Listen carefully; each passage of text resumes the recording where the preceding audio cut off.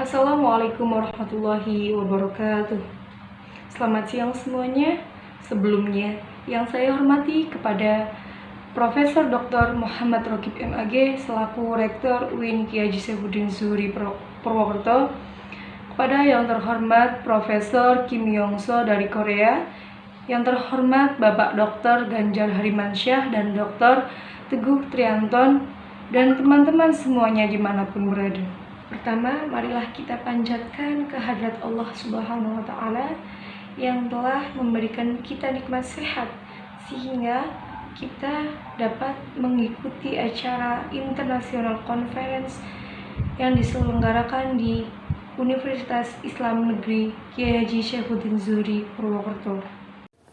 Perkenalkan, saya Lutfatul Laili Nur Afida, perwakilan dari kelompok pertama program studi Pendidikan Islam Anak Usia Dini semester 3 dari Institut Agama Islam Bakti Negara Tegal, yang terdiri atas kelompok anggotanya ada Sri Harti, Agustina Fasilatul Rosyidah, Nurul Pertiwi Dwi Widyatin, Aski Ainatus Syifa, Aufala Nahdiana, Nadila Fatihatuz Zahrani.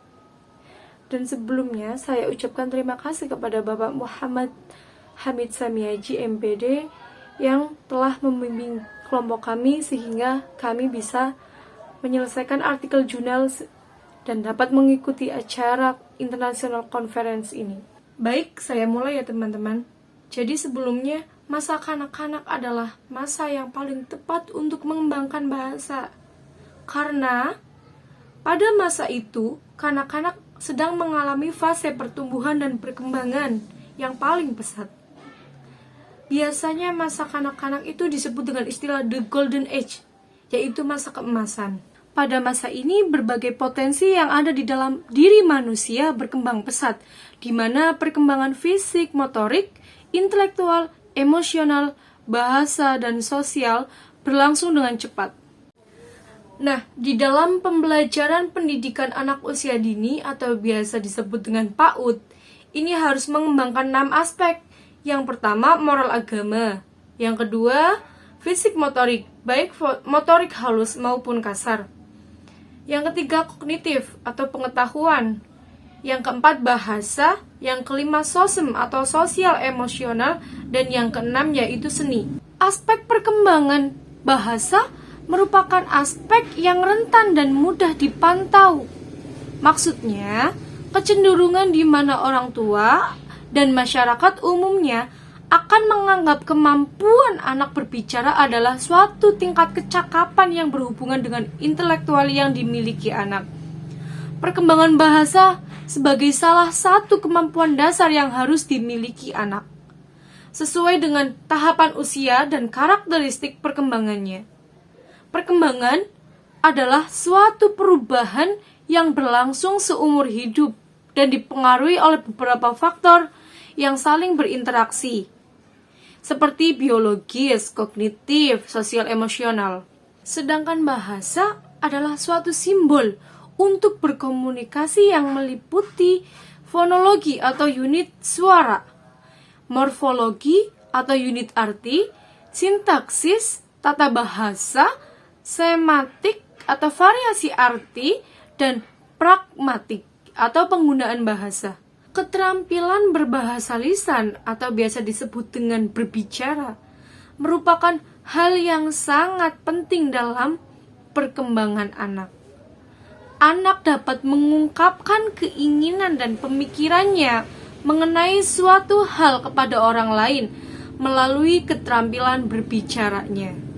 Kemampuan bahasa merupakan suatu hal yang pokok yang sangat penting yang harus diperhatikan oleh seorang pendidik atau guru, guna untuk mengoptimalkan panca indera terhadap anak baik dengan melalui apa yang dilihat, didengar, dirasakan oleh anak itu sendiri. Pengembangan bahasa anak di taman kanak-kanak itu menekankan pada mendengar dan berbicara, bukan pada membaca ataupun menulis.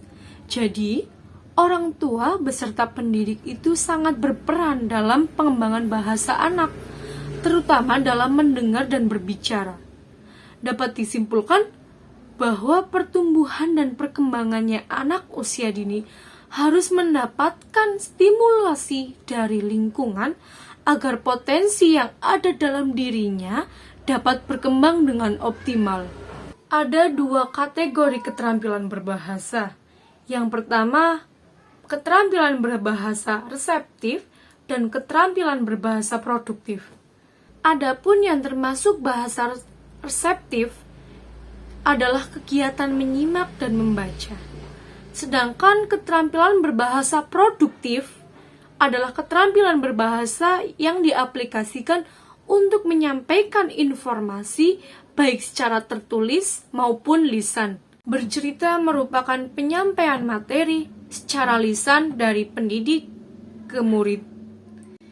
Metode cerita adalah metode di mana dalam proses belajar mengajar, seorang guru bercerita secara lisan kepada sejumlah murid yang pada umumnya bersifat pasif. Nah, kita sudah mengetahui bahwa kemampuan berbahasa pada anak di KB tersebut masih rendah. Kita sebagai guru harus melakukan beberapa hal. Yang pertama yaitu tahap persiapan, yaitu merumuskan tujuan yang hendak dicapai. Yang kedua yaitu tahap pelaksanaan. Yang terakhir adalah tahap penutupan. Setelah kita melakukan penelitian, dapat menghasilkan bahwa peserta didik itu dapat menjawab pertanyaan dari gurunya. Peserta didik juga dapat mengekspresikan isi cerita yang dibacakan.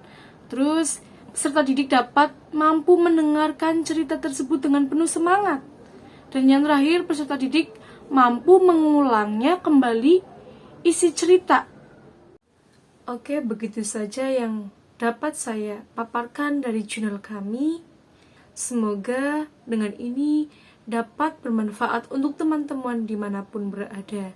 Wallahul muwaffiq ila aqwamit thoriq. Wassalamualaikum warahmatullahi wabarakatuh.